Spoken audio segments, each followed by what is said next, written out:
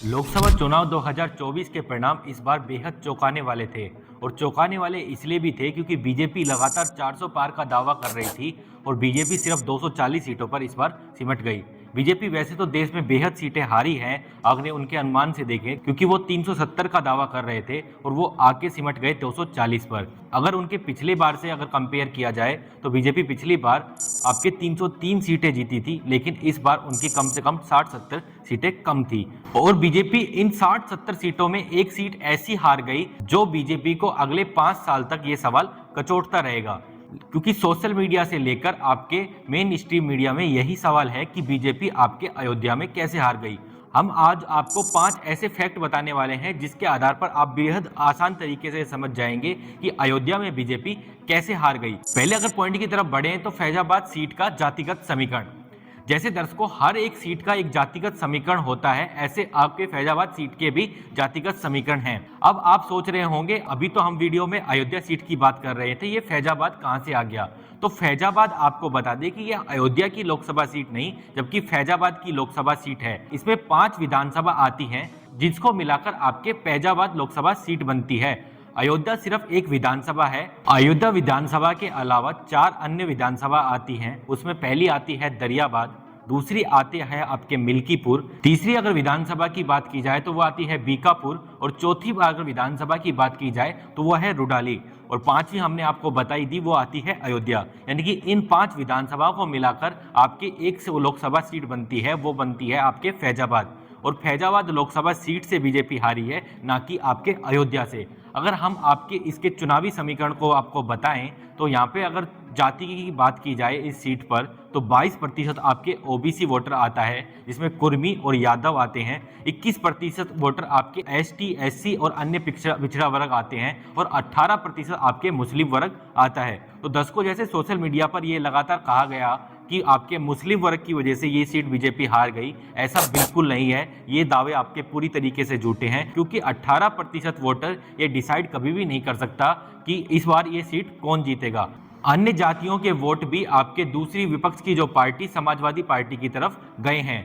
अगर हम आपके जातिगत समीकरण को इसको ध्यान से समझना चाहें तो आपके जो 22% ओबीसी वोटर है उसमें यादव वोटर आपके बेहद अधिक है और आपको जैसा पता ही होगा दर्शकों कि यादव वोटर बेहद कट्टर वोटर होता है और ये यादव को ही वोट करता है।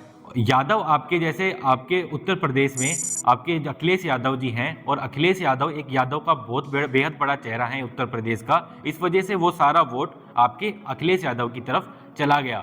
दूसरा अगर हम कहें कि एसटी एससी वोटर की तरफ तो एससी एसटी वोटर आपके पूरे देश में यही बीजेपी का हिस्सा है, क्योंकि बीजेपी ने आपके एक नारा दिया था 400 पार और 400 पार का नारा उनके लिए बैकफायर कर गया, क्योंकि उनके ही कुछ नेताओं ने यह बयान दिए कि इस बार बीजेपी संविधान बदलने वाली है और संविधान बदलने को जोड़ दिया विपक्ष ने आपके आरक्षण खत्म करने के से, और जिसकी वजह से एसटी एससी और पिछड़ा वर्ग का वोट आपके खिसक गया दर्शकों और इस वोट का भी आपके बीजेपी को वहां पर नुकसान हुआ।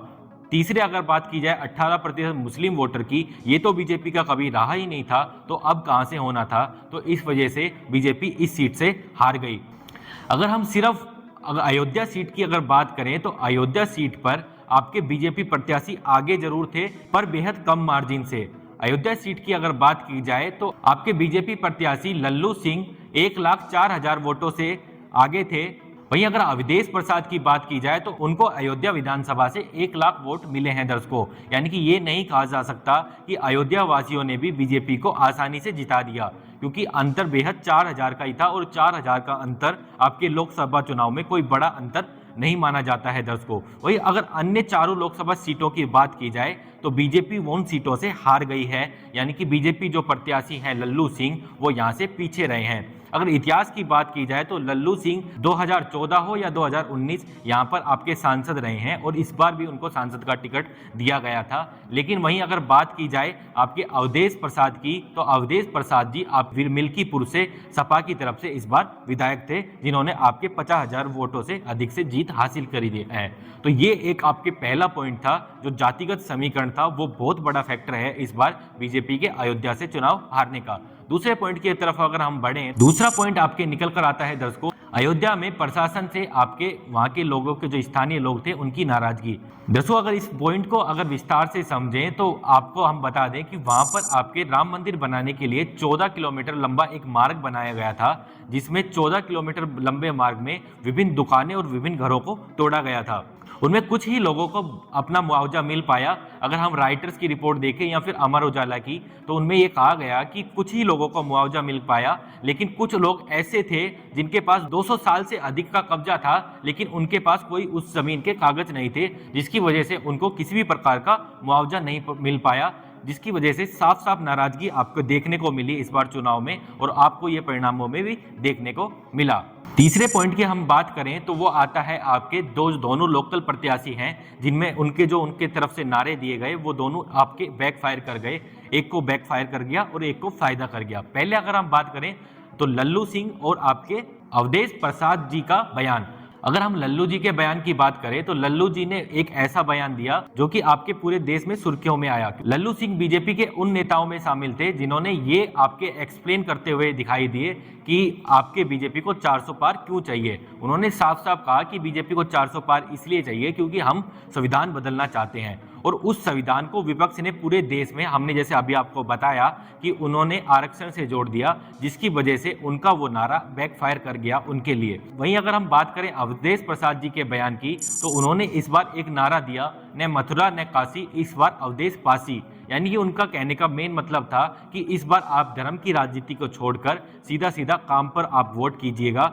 और ये नारा कहीं ना कहीं सफल होता भी दिखा, क्योंकि जो धर्म की राजनीति अयोध्या के इलाकों में देखी जा रही थी वो उठकर सीधा सीधा काम के मुद्दों पर चली गई और अवधेश पासी अपना चुनाव जीत गए। वहीं अगर हम चौथे और पांचवें पॉइंट की तरफ बढ़ें तो वो आला कमान की कुछ गलतियां हैं। तो अगर चौथे पॉइंट की तरफ बढ़ें, जो मोदी जी का एक नारा जो अयोध्या में हार की कारण का वजह बताई जा रही है।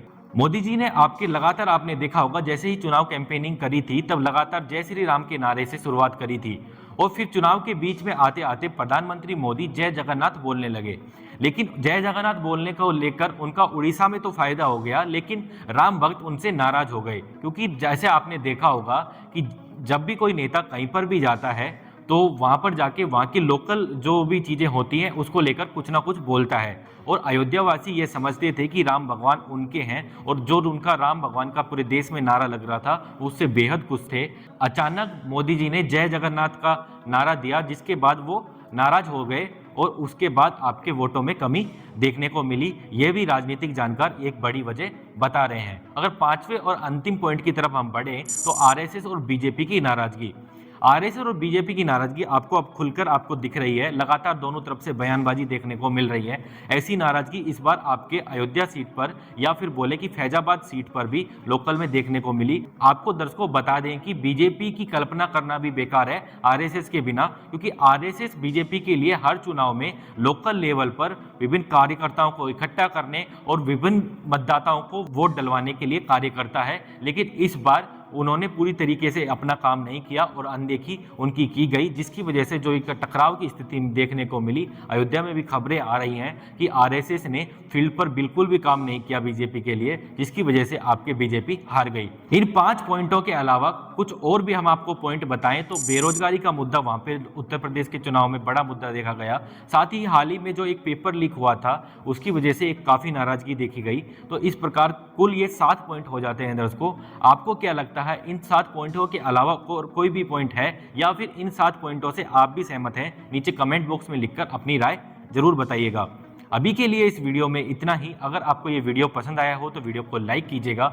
अगर हमारे वीडियो आपको पसंद आ रहे हैं तो चैनल को सब्सक्राइब कर साथ में जो बेल आइकन लगा है वो दबा लीजिए। अभी के लिए इस वीडियो में इतना ही, फिर मिलेंगे किसी अन्य वीडियो के साथ। तब तक के लिए जय हिंद, जय भारत।